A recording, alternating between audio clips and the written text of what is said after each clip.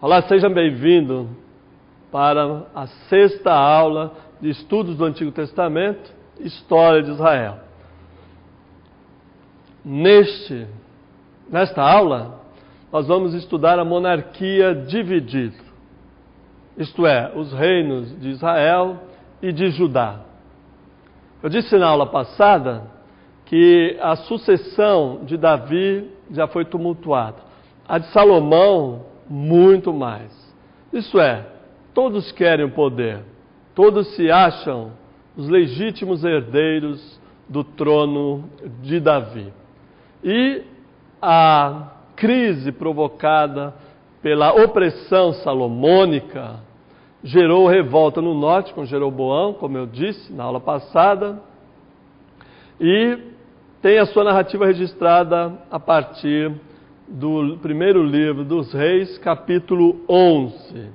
Esse período vai se estender para o Reino do Norte até 722 a.C., ou antes da Era Comum, e para o Reino do Sul até 586 a.C., ou antes da Era Comum. Monarquia dividida, nós nos referimos à monarquia de Salomão, que foi dividida. Novamente, nós temos as tribos do norte se revoltando contra o domínio das tribos do sul. Daí, o surgimento de dois reinos. O reino do norte, chamado de Israel, que está sob a liderança de Jeroboão. Este é Jeroboão I, aquele chefe dos trabalhos forçados, da corvéia salomônica, que assume o poder no reino do norte. E no reino do sul, em Judá, está Roboão, o filho de Salomão. Esses reinos serão designados de diversas formas. Nos profetas nós encontraremos o reino do norte sendo designado como casa de José, casa de Jacó, Efraim, reino do norte e Israel. Você vê que o nome dos patriarcas aparece nessas designações. E o reino do sul será chamado de Judá, ou reino da casa de Davi. O reino do norte, com Jeroboão, estabelece primeiramente a sua capital em Siquém. Siquém é um local extremamente importante para a vida espiritual e para a espiritualidade israelita.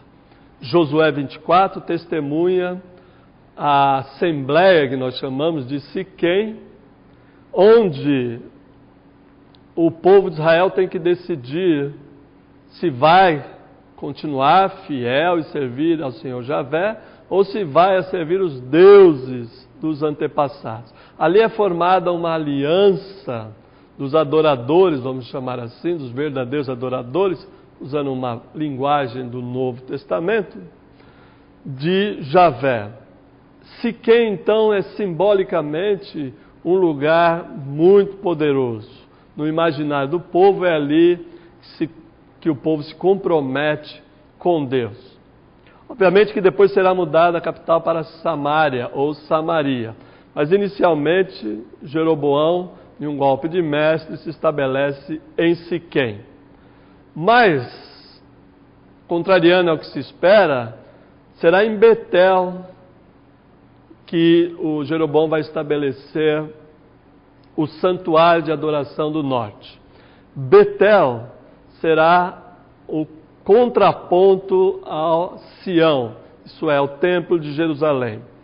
Jeroboão vai proibir, portanto, que as pessoas sigam em procissão, em peregrinação, para o santuário do sul, que é Sião, ou o templo de Jerusalém, e permaneçam em Betel.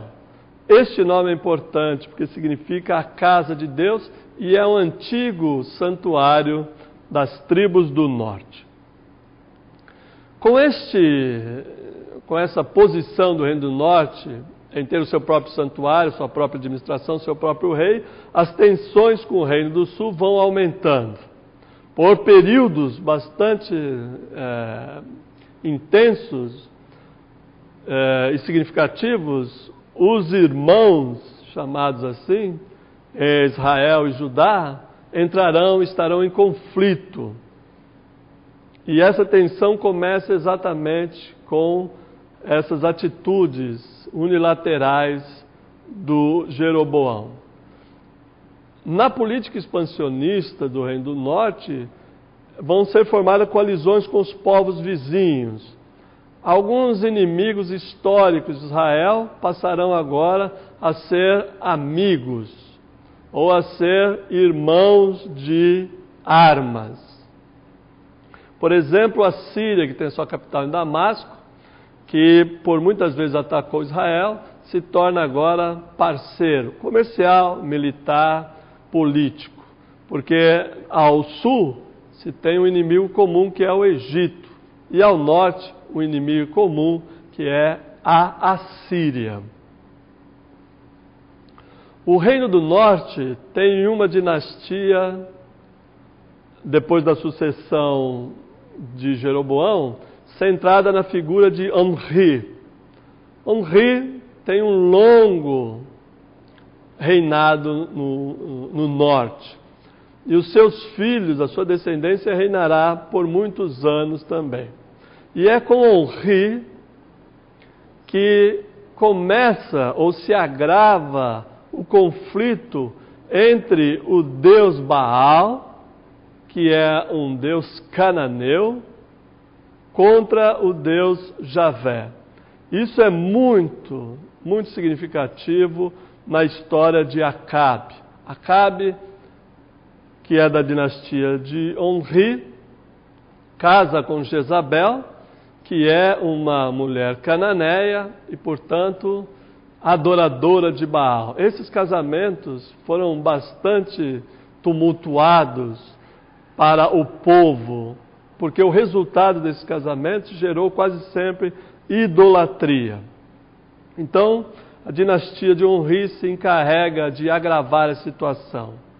É importante mencionar, particularmente a partir do reino, da divisão do reino, a atuação dos profetas anteriores, chamados assim, não literários, que são Elias, Eliseus, Natã, Aías e outros mais, que estão diretamente em confronto com a dinastia do Reino do Norte. Eles, como é o caso de Elias, têm muitas vezes que fugir. O caso bastante conhecido de Elias é enfrentar os profetas de Baal, a ameaça de morte de Jezabel contra Elias, o episódio de Acabe com a vinha de Nabote, a completa distorção do direito à propriedade, à terra, o falso testemunho. Esses serão temas para todos os profetas. E aqui no norte, especialmente, Amós, na época de Jeroboão II, e depois Oséias, vão criticar violentamente, denunciar o pecado do balaísmo, isto é, do Reino do Norte ter se comprometido com um Deus cananeu e abandonado Javé. O Reino do Norte tem uma vida bastante curta, nós podemos dizer assim, porque em 722 antes de Cristo, ou da Era Comum, os assírios, com os seus imperadores, seus exércitos, arrasam com o Reino do Norte, destruindo o Reino do Norte e fazendo algo que vai posteriormente, no período pós-exílico, criar um sério problema entre essa gente misturada do Reino do Norte. O que os assírios fizeram? Transplantaram populações de línguas e culturas diferentes para dentro do território de Israel e levaram cativos muitos israelitas. São conhecidas na história como as tribos perdidas da casa de Israel. Isso depois vai gerar uma gente mestiça da qual virá o Messias Jesus. Pode vir alguma coisa boa da Galileia ou de Nazaré? É a pergunta que Natanael faz ao seu irmão no Novo Testamento. Com o fim do reino do norte, e paralelamente o reino do sul tem a sua vida pautada também no reinado de Roboão e seus descendentes. Os filhos de Davi, vamos chamar assim, os daviditas, Josafá, que é filho de Roboão, de Asa, Josias e outros reis, vêm da mesma dinastia. Os descendentes do reino do sul, a deles é dito coisas menos piores, vamos dizer assim. E muitos deles são considerados bons reis. O que está em jogo aqui não é o caráter pessoal do rei, mas o caráter da monarquia. Isto é, as estruturas da monarquia são opressivas e pecaminosas por si só.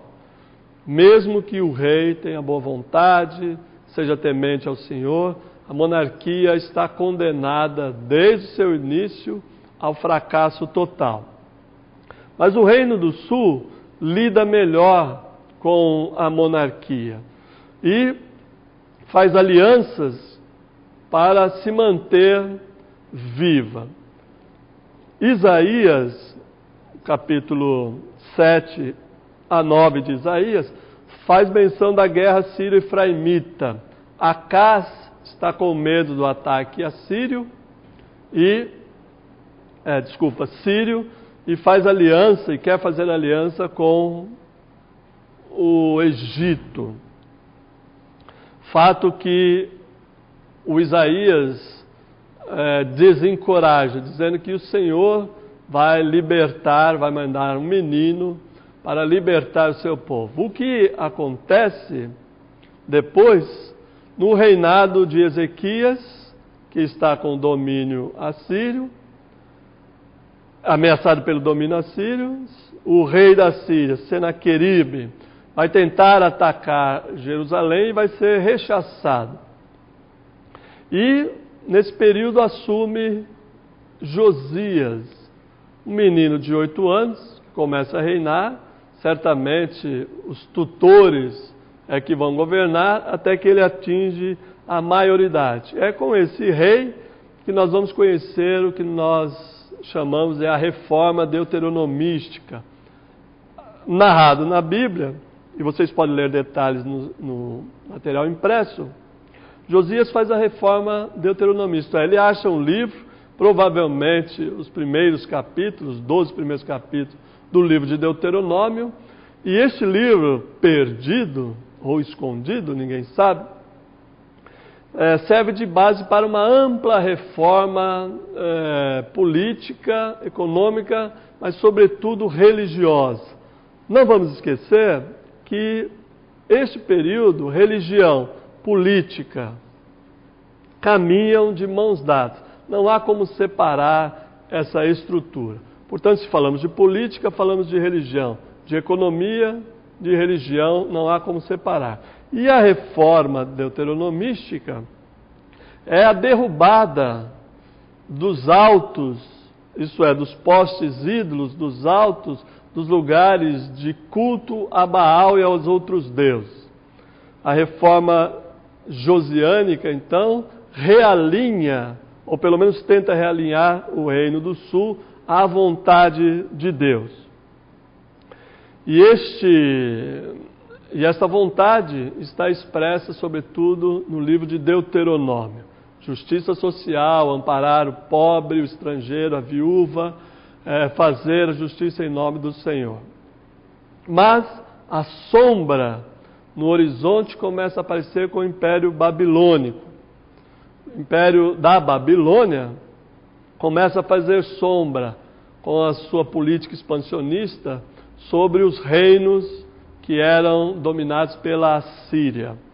A Babilônia sucede o Império Assírio e vai avançando em direção a Canaã, a chamada Palestina.